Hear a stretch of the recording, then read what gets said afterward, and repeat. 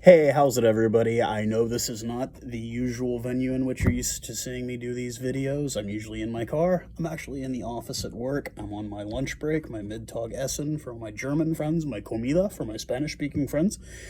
And I just wanted to start off by thanking, once again, everybody, thank you for the comments, the subscriptions, everything. It means the world to me. I'm just trying to kind of get this thing off the ground and see where I can go with it. I got a lot of really cool ideas coming up. And just once again, thank you guys for all the support, all the kind words. And yeah, I'll just keep doing this as long as you guys seem to enjoy my opinion on the whole thing. So catching the late bus a little bit here. I've been at work all evening. I work from like noon to about 9 p.m. at my job. So I'm actually, like I said, it's my lunch time. It's about 7:11 p.m. in the evening here. I know in about 16 hours or so, we've got the Springboks versus Pumas. Very excited about that. Like I said, hopefully we'll get a win and you get a good video afterwards. What I'm here to talk about right now is it looks like the All Blacks have pulled out of the third test of the Bledisloe Cup, the second match of the Rugby Championship, which was supposed to take place in Perth in Western Australia, home of the Western Force. I was one of those people who's proud when they brought them back, just because they're the underdog team. And actually, I think there's a couple of Argentinians and whatnot on that team. But yeah, the pull out of it, I had to do a little bit of research, and I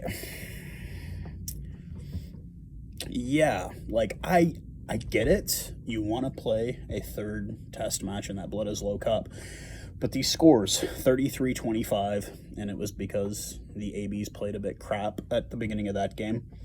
And then 57-22. In my opinion, there doesn't need to be a third test. Look, Dave Rennie, I get it. You're upset that you had to be informed via media and not NZRU that there's not going to be this third test.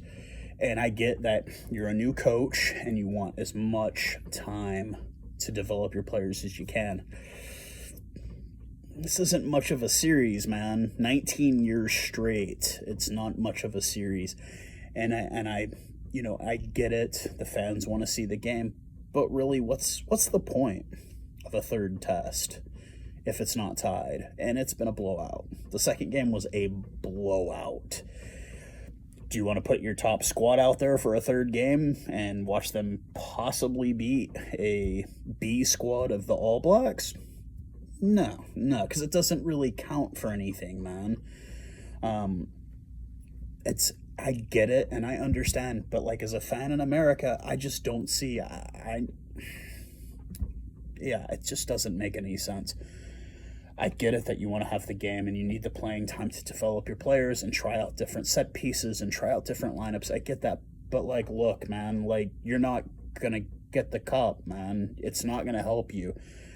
I would personally take the time off, get ready for the thumping you're going to take at the hands of the Springboks when you play them, and probably at the hands of the Pumas when you play them too, because let's just face facts. I say it over and over again in videos. That is a dumpster fire. The Wallabies are trash.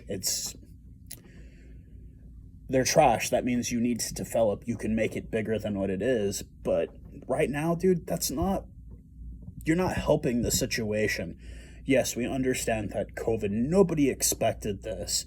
Nobody expected this to go on as long as it has. I live here in the States. I'm obviously, a lot of people ask, hey, what's it like there? We've gotten back to normal for the most part here. There are a lot of cases here. A lot of people are still refusing to get vaccinated. And we don't have to pay for it here in the U.S. And I know we're not the standard for the rest of the world. Our government subsidized pharmaceutical companies so we can get the vaccine. And I get that that's not the normal standard for the world. But we also have a lot more people than Australia, New Zealand, Republic of South Africa, Argentina, and that's fine. And like I said, I know we're not the rest of the world, and I'm not even going to sit here and stand here and be like, oh, well, if we can do it, why? No, I get it. I get that. And nobody expected this to go on as long as it has. I mean, I didn't think when my daughter came home from spring break, I didn't think she was not going to go back to school the rest of the year. And then all of last year, it was kind of like pins and needles how long she was going to make it. And this year, it's still on pins and needles. And I get that and I understand, but like the reality is at the end of it is like, look, a third test match is not going to help you. Like, You got beat. You got beat bad in that second test, like really, really bad. So just kind of, like chalk it up, get everybody set aside so nobody else gets sick, let everything kind of run the process. I do get the NZRU not telling you personally, you having to see through the media, and you're a Kiwi of all things too. You shouldn't have to like go through that. And I do understand that, and I get that. But I would just chalk it up for what it is. I would prepare and get ready. Get your guys healthy. Get everybody, if they've got any nicks or bumps, hey, this is your perfect time. You've got 2 weeks off.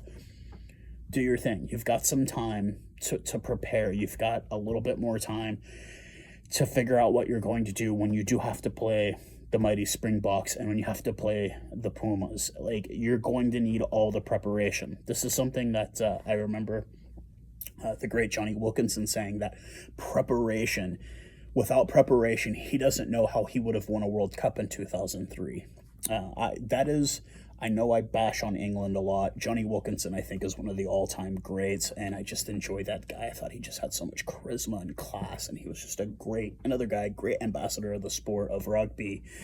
And obviously in 2007, he got his just desserts on that pool game when the Springboks beat the living hell out of them. I think it was like 27-29-0. Anyways, I digress.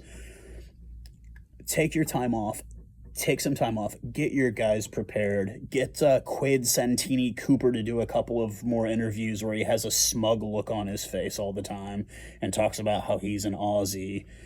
And, hell, man, reach out to Israel Folau. I don't think he's doing anything right now. Maybe he can help you. But, take your time, relax, get your guys prepared, because you've got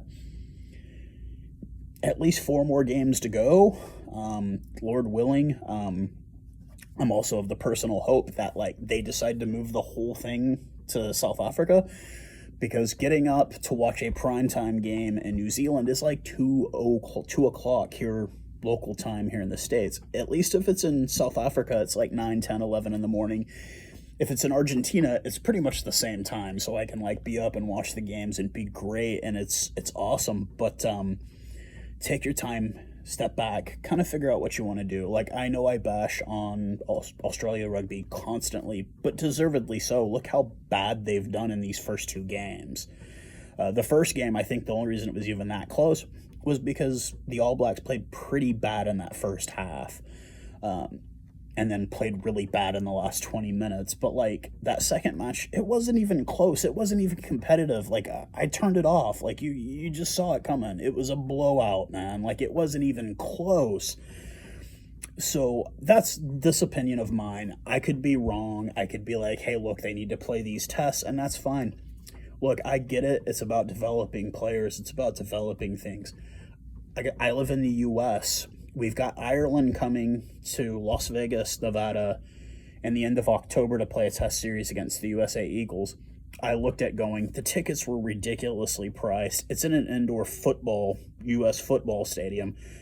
And why would I want to go pay to just watch a B Irish squad beat the living crap out of the USA? Because that's what it's going to be. The All Blacks are also going to be coming to Washington, D.C., the nation's capital, to play at FedEx Field, which is home of the Washington football team. It's outside of the test window. It's going to be their B squad, and it's going to be none of our international players, and it's going to be bad. So I won't be attending that as well, just because it's just going to be, I remember when the USA played the Māori All Blacks in Chicago a few years back. The All Blacks were playing Ireland, who they lost to at Soldier Field, and even the Māori All Blacks delivered an amazing haka before the game, and then they ended up just beating the living crap out of the USA. So what was the point of that match? For us to just get beat? What's going to be the point of this third Bledisloe test match? You're not getting the cup. What, to beat their beat? Because they're not gonna put out their big boys. You'll probably get Bowden Barrett to start, which he's still gonna be great. So just chalk it up to what it is, man. Yeah, it is BS that you had to hear it via the media, but chalk it up, man. Lick your wounds, do your thing, and move forward. Maybe I'm wrong. If I'm wrong, let me know. If I'm right, cool. I just kind of think I'm not too upset about this. Now, if they do start canceling the Springboks All Blacks games, then you are going to have an upset guy here. I am going to raise hell if they do that. That is the game I am anticipating the most. That is the game that I'm absolutely counting down to, is when the Springboks and the ABs play together, because this is going to just be a clash of epic proportions. This is what I felt should have been the final in 2019 at the Rugby World Cup. You have the two teams that played the first game, the two teams that remain to play the last game. And yeah, I'm excited, and I hope that this doesn't affect us. Now, if they need to find another venue to do it, I really hope that South Africa Rugby reaches out and says, hey, look, we're doing the games with no fans here. You can come here. We'll put you in a bubble. We'll do it here. And I, obviously, as a Springbok supporter, I would not mind that at all, because, like I said, I can get up and I can watch the games in the morning, get up, have breakfast, mess around with the kiddo a bit, and get some laundry started and whatnot, and then I can sit down and watch the game and enjoy it. If the game's on at 2 in the morning, I'll maybe, but it's just going to be hard. It's just very difficult. I work in the evenings. I have a family just like everyone else. But yeah, let me know, guys, let me know what you think, guys, and we'll kind of go from there. Hopefully, once again, I will be doing a video tomorrow afternoon talking about a Springbok victory. Who am I fooling? I will be doing a video talking about a Springbok victory, because we are going to beat the Pumas tomorrow, and it's going to be awesome. So everybody, be safe, and cheers, guys. Thanks for subscribing once again.